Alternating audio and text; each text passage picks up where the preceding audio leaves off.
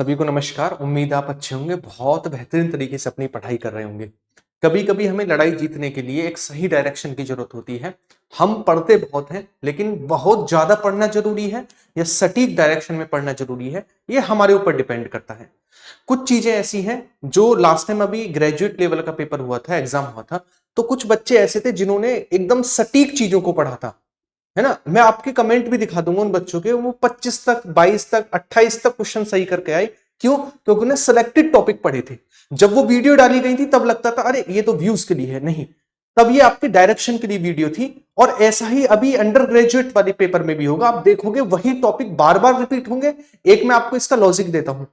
अभी कांस्टेबल का एग्जाम हुआ, उसके टॉपिक ग्रेजुएट लेवल में रिपीट हुए और यही टॉपिक आपके अंडर ग्रेजुएट में रिपीट होंगे। फिर अंतर क्या रहेगा? अंतर बस क्वेश्चन पूछने के तरीके में रहेगा और थोड़ा बहुत लेवल का अंतर रहेगा, बाकी कुछ भी अंतर नहीं रहेगा। वही टॉपिक फिर से रिपीट होंगे। आप चाहो तो पूरी की पूरी ब्रह्मांड में से जीएस को पढ़ लो या फिर सेलेक्टेड टॉपिक पढ़ लो, वो आप पर डिपेंड करता है। आज हम उन सभी चीजों को लेकर बात करेंगे जो आपके एग्जाम के पॉइंट ऑफ व्यू से जरूरी है। आने वाली 4 से 5 मिनट आपको ऐसा हो सकता है कि आपको एग्जाम में 8 से 10 नंबर तक इंक्रीज करा दे। कौन कौन सी चीजें? सबसे पहले हम 5 उन चीजों को लेकर बात करेंगे जो आपको बिल्कुल भी एग्जाम में मिस्टेक नहीं करनी है, अच्छे से उन चीजों पर फोकस करते हुए जाना है। जैसे सबसे पहली चीज आती है, जो अभी आपका अंडर ग्रेजुएट लेवल का पेपर हुआ है, उसके मैं ये नहीं कह रहा पूरे 47-48 सेट देखो, नहीं, आप उसके कोई भी 5 पेपर उठा लो और 5 पेपर उठाने पर आपको आइडिया लग जाए, क्योंकि सब सेम टू सेम है, एक सम। मतलब रिवर के क्वेश्चन है तो हर एक में रिवर का क्वेश्चन है, समझ रहे हो? तो कोई भी 5 सेट उठाओ और उन 5 सेटों का अच्छे से एनालिसिस करो, बढ़िया तरीके से। और एनालिसिस करने के बाद आप खुद से लिखो कि आपके इस टॉपिक से इतने क्वेश्चन आए हैं, और उन टॉपिक को जितनी ज्यादा गहराई से हो सके उतनी ज्यादा गहराई से अच्छे से कवर करो। कम से कम 5 टॉपिक, आपको 5 पेपर उठाने हैं और उन 5 पेपर को अच्छे से एनालिसिस करना है, तभी एग्जाम में जाना है, तभी आपको किसी की बातों पर भरोसा करना है। दूसरा, करंट अफेयर। अगर मैं ये कहूं कि सबसे ज्यादा फोकस अगर किसी चीज पर करना है तो वो है करंट अफेयर। रीजन क्या था? 7-8 क्वेश्चन तक आए थे और ठीक ठाक लेवल के थे, हिला देने वाले। अब आप कहोगे सबके लिए हार्ड थे, किसी से हो नहीं रहा था। भाई सबके लिए हार्ड, किसी से नहीं हो रहा था, मतलब सरकारी नौकरी भी हर किसी के लिए नहीं है। इतनी कम सरकारी नौकरी है कि ये तो एक तरीके से समझ लो, अगर ये पानीपत की प्रथम लड़ाई हो या फिर आपके एनटीपीसी का एग्जाम हो, कोई ज्यादा अंतर नहीं है ना, बराबर का लेवल की लड़ाई है।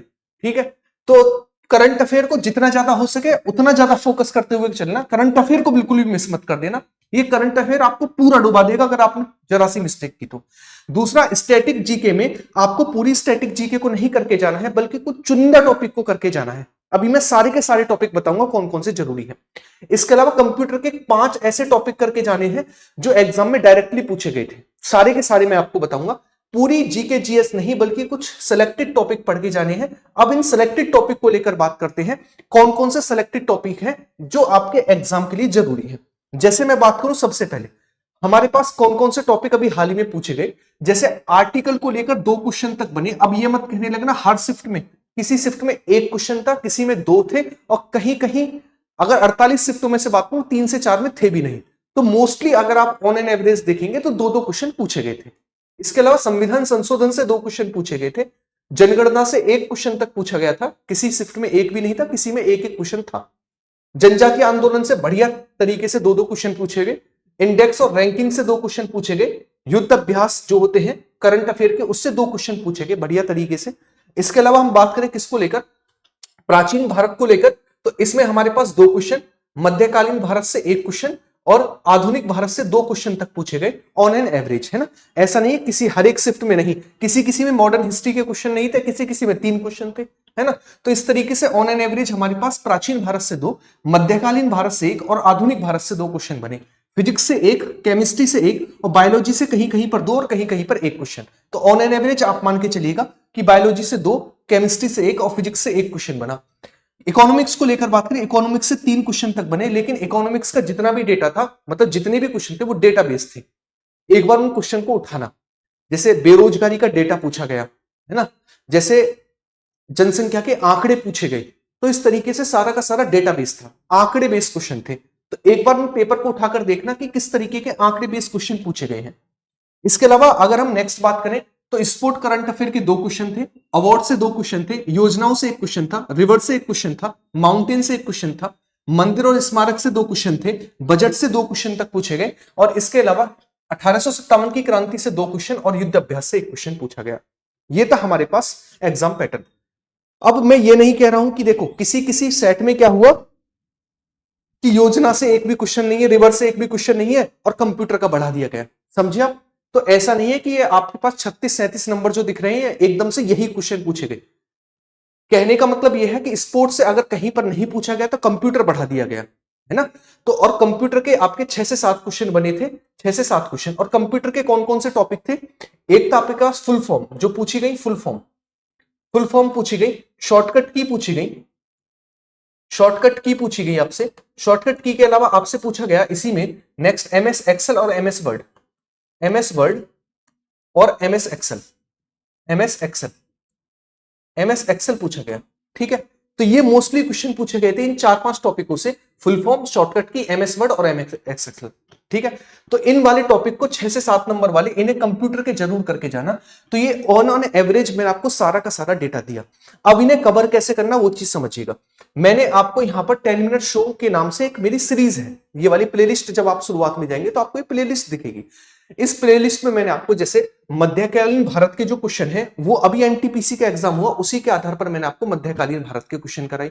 इसके अलावा मैंने आपको अभी जनगणना के क्वेश्चन करा दिए। इसके अलावा मैंने आपको करंट अफेयर के 2 पार्ट आ चुके हैं 6 महीने की करंट अफेयर के, जिसमें मैंने आपको 150 क्वेश्चन करा दिए। ठीक है ना? स्टैटिक जीके के मैंने 3 टॉपिक एक में करा दिए। कंप्यूटर की क्लास है, जैन धर्म बौद्ध धर्म है ना? इसके अलावा इससे पहले कंप्यूटर की क्लास है। तो सारा का सारा जो ये जो डेटा आपको दिख रहा है ना, ये कंप्लीटली अभी जो हाल ही में क्वेश्चन बने थे उनके आधार पर सारा का सारा पोर्शन है। तो कुछ भी हो इन क्लासेस को जरूर देख जाना, ताकि आपके एग्जाम में एक तो आपको आइडिया लगेगा किस तरीके के क्वेश्चन है। और मैं बहुत ज्यादा टाइम आपका इन चीजों को लेकर नहीं लेता हूं, बहुत कम टाइम लेता हूं, ताकि आप एग्जाम में ज्यादा टाइम बर्बाद भी ना हो और आप जितना टाइम यहां पर दें वो सारा का सारा यूजफुल हो। 10-15 मिनट में आपको 100-150 क्वेश्चन कराता हूं। रीजन क्या है कि आपकी आंखों के सामने से क्वेश्चन निकलना चाहिए, ताकि आप एग्जाम में बैठते हो टिक कर सको। हमको बहुत बड़ा महारथी नहीं बनना है, नॉलेज आप नौकरी के बाद भी ले लोगे हर चीज की। ठीक है, तो ये छोटी सी वीडियो मैंने आपके लिए लेकर आया। उम्मीद है चीज आप अच्छे से समझ पाए होंगे। और आप जिन भी टॉपिक की वीडियो चाहते हो उसके नाम आप कमेंट बॉक्स में पिन कर देना, कमेंट बॉक्स में डाल देना। उन सारे के सारे टॉपिक की आने वाले 3 से 4 दिन में मैं सारे के सारे टॉपिक की वीडियो डाल दूंगा, 3-3, 4-4 टॉपिक एक ही वीडियो में ऐड ऑन करके। क्लियर है? तो मिलते हैं क्लासेस में, ख्याल रखिएगा अपना। बाकी वीडियो को लाइक और शेयर करना आपका फर्ज है, और वीडियो में प्यारी सी कमेंट करना भी आपका फर्ज है कि ये वीडियो आपको कितनी हेल्प करेगी। बाय बाय, टेक केयर, जय हिंद।